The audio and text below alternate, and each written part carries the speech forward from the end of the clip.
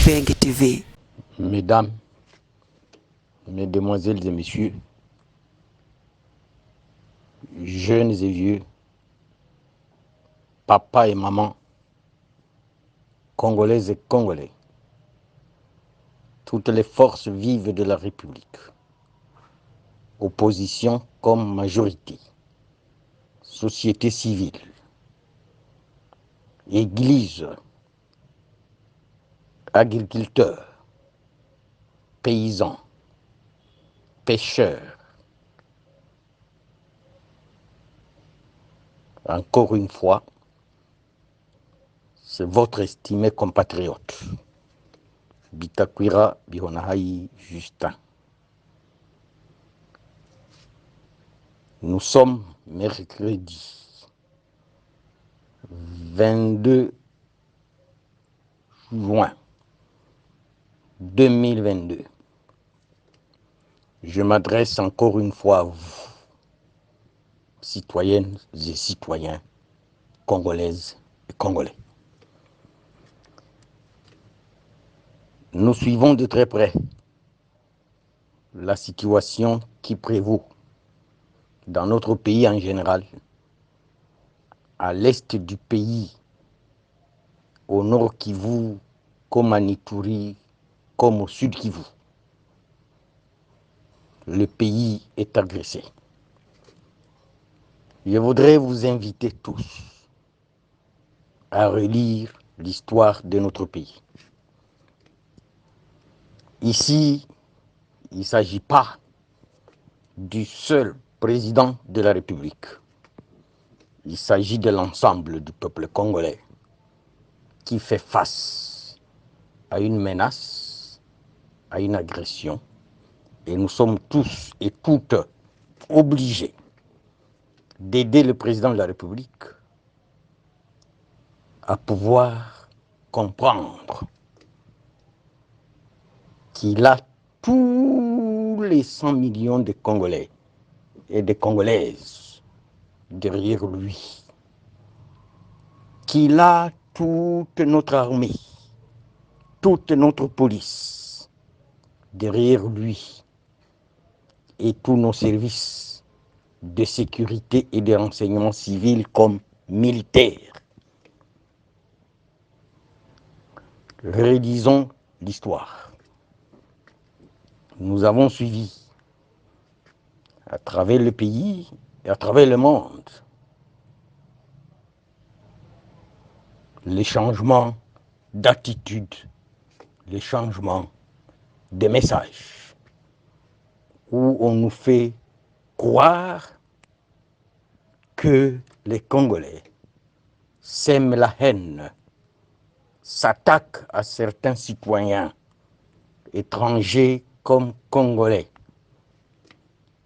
Tout Congolais, de quelque origine que ce soit, s'il se reconnaît Congolais, il ne peut jamais être complice de l'ennemi. Vous vous rappellerez qu'en 1998, 1998, il fut lancé un mandat d'arrêt international contre Hérodia Abdoulaye Ndombassi, qu'il aurait injurié ceux qui s'étaient attaqués encore une fois, les mêmes, à la République. On ne s'est pas attaqué à ceux qui agressaient notre pays, on s'est attaqué plutôt à Hérodia, qui aurait fait appel à la résistance. Et un mandat d'arrêt international lui a été lancé par la Belgique. Il fallait qu'un certain samedi 12 juillet 1998, les Congolaises et les Congolais, les jeunes, se lèvent pour faire obstacle à ce mandat d'arrêt international à l'ambassade de Belgique. J'en faisais partie. Et le mandat a été brisé. Il n'a jamais été exécuté. Il a été classé sans suite. Nous voudrions accompagner le président de la République dans toutes les démarches politiques, sécuritaires diplomatique qu'il s'est assigné, mais nous voulons aussi attirer l'attention au président de la République, au gouvernement congolais, que si nous ne faisons garde, notre pays risque de disparaître. Et notre président doit savoir qu'il doit répondre aux aspirations, à la colère de son peuple. Nous devons tout faire pour ne pas démotiver nos forces armées qui sont au front et qui se battent contre vents et marées pour bouter l'ennemi dehors. S'agissant du projet d'une force régionale dans notre pays, je le répète, je le redis, qu'il ne faudrait pas que dans cette force, on se retrouve la sélection de tous ceux qui se sont coalisés contre notre pays et contre notre peuple pour l'anéantir. Tous, n'ayons pas peur. Le Congo est un pays souverain. Le Congo est un pays indépendant. Et jamais, jamais, je le répète, un président de la République, une armée qui a le soutien de son peuple, n'a jamais été vaincu. Rappelez-vous de la guerre des États-Unis, de l'Amérique contre le Vietnam, le petit Vietnam. C'est le peuple vietnamien qui s'est levé comme un seul homme, comme une seule femme, pour faire face à cette agression américaine. Jusque à quand?